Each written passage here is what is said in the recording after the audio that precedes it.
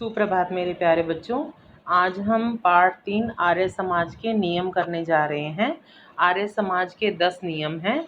आर्य क्या होता है बेटा? जो अच्छा पुरुष हो, जो अच्छा पुरुष हो। और समाज क्या होता है? हमारी सोसाइटी, हमारा समाज है। जब हम अपनी सोसाइटी के लिए अच्छे काम करते हैं तो हम आर्य समाजी कहलाते हैं, हम अच्छे लोग कहलाते हैं। किसी भी सोसाइटी, किसी भी संस्था में कोई ना कोई नियम, कोई ना कोई रूल्स और रेगुलेशन होते हैं जिनका फॉलो हमें करना पड़ता है। आर्य समाज के 10 नियम हैं। इसका पहला नियम है, सब सत्य विद्या और पदार्थ विद्या से जाने जाते हैं, उन सब का आदि मूल परमेश्वर है। सब सत्य विद्या मतलब जो भी सच है, जो भी पढ़ाई है और जो पदार्थ विद्या से जाने जाते हैं, यानी कि जिस भी पदार्थ के थ्रू आप कोई विद्या, कोई ज्ञान ग्रहण करते हो, चाहे वो म्यूज़िक की शिक्षा है, चाहे वो आपकी पढ़ाई की शिक्षा है, चाहे वो किसी काम की ऑफिशियल ट्रेनिंग है, कुछ भी आप करने लगते हो, उसका जो बेस है, उसका जो आदि मूल है, वो परमेश्वर यानी ईश्वर है। और ईश्वर कहाँ निवास करता है? जहाँ पर सच होता है। जब हम सच के साथ कोई भी एजुकेशन, कोई भी पढ़ाई, कोई भी ट्रेनिंग लेते हैं, सत्य और निष्ठा से लेते हैं, तो ईश्वर हमारा साथ देता है। दूसरा है, ईश्वर सच्चिदानंद स्वरूप। सच्चिदानंद मतलब 3 शब्दों का मेल है बेटा। सत जमा चित जमा आनंद। सत का मतलब होता है सच्चा, चित का मतलब होता है मन, और आनंद का मतलब होता है खुशी। स्वरूप मतलब जो मालिक है, जो सच्चे दिल का मालिक है और जिसके दिल में सच्ची खुशी है। निराकार, निराकार का मतलब 2 शब्दों से मिलकर बना है बेटा, नि जमा आकार, निर्जमा आकार, जिसका आकार नहीं है, जिसका कोई आकार नहीं है, कोई शेप नहीं है। सर्वशक्तिमान, सर्व का मतलब होता है सब, शक्तिमान का मतलब होता है बलशाली, शक्तिशाली, जो सबसे ज़्यादा बलशाली है। न्यायकारी, जो हमेशा न्याय करता है, किसी के साथ अन्याय नहीं करता। दयालु का मतलब है जो बहुत दयावान है। अजन्मा, अजन्मा का मतलब है जिसने कभी जन्म नहीं लिया। अनंत, अनंत का मतलब है जिसका कभी अंत नहीं होता। ईश्वर जो है, ना तो वो कभी जन्म लेता है और ना ही कभी मरता है, उसका कभी अंत नहीं होता, उसकी लीलाओं का, उसके उपकार का कोई अंत नहीं है। निर्विकार, बेटा विकार का मतलब होता है बुराई, और नी का मतलब है नहीं, जिसमें कोई भी बुराई ना हो। अनादि का मतलब होता है हमेशा। अनुपम का मतलब होता है बेजोड़, जिसका कोई भी कंपैरिजन नहीं है। ईश्वर का कंपैरिजन आप किसी भी चीज़ के साथ, किसी भी व्यक्ति के साथ नहीं कर सकते, किसी शक्ति के साथ नहीं कर सकते। सर्वाधार, सर्व का मतलब होता है सब, आधार का मतलब होता है बेस। सब चीज़ों का आधार, बेस ईश्वर ही है।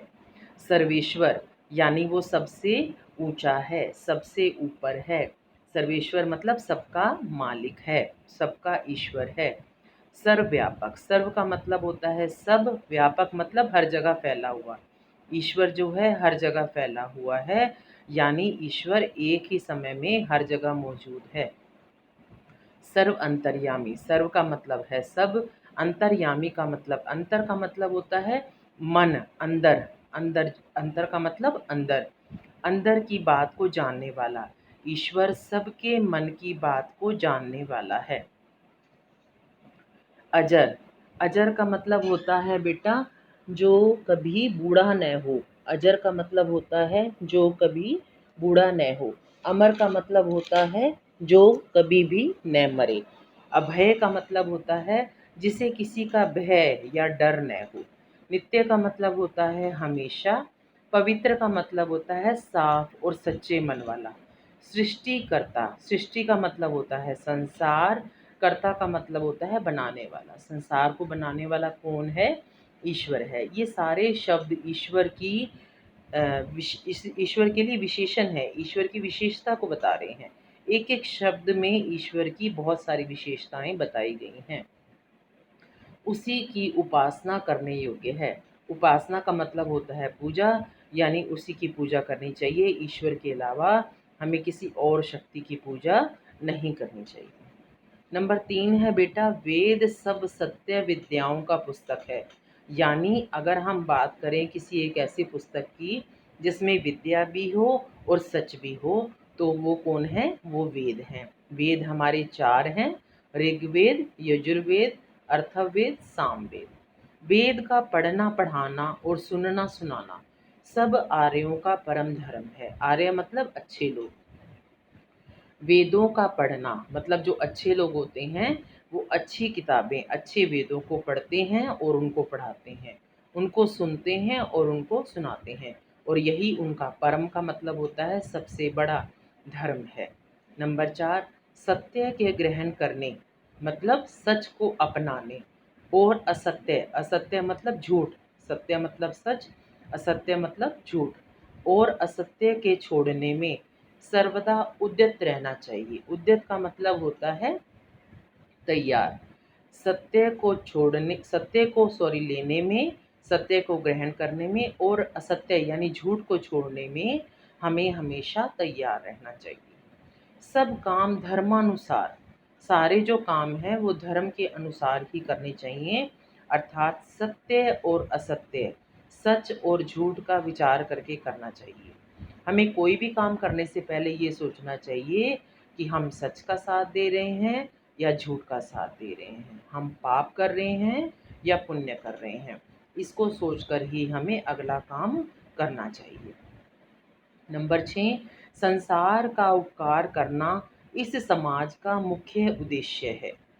हमारे संसार में जो रहना है, हमारा, हमने जो ये संसार ईश्वर ने जो बनाया है, ईश्वर के समाज में हमने जो अपना ये समाज बनाया है, इस समाज का मेन एम क्या है? इस समाज का मेन एम यानी मेन उद्देश्य है शारीरिक, आत्मिक और सामाजिक उन्नति करना। यानी शरीर से, आत्मा से और समाज से अपने आप को उन्नत बनाना। अगला नियम है बेटा,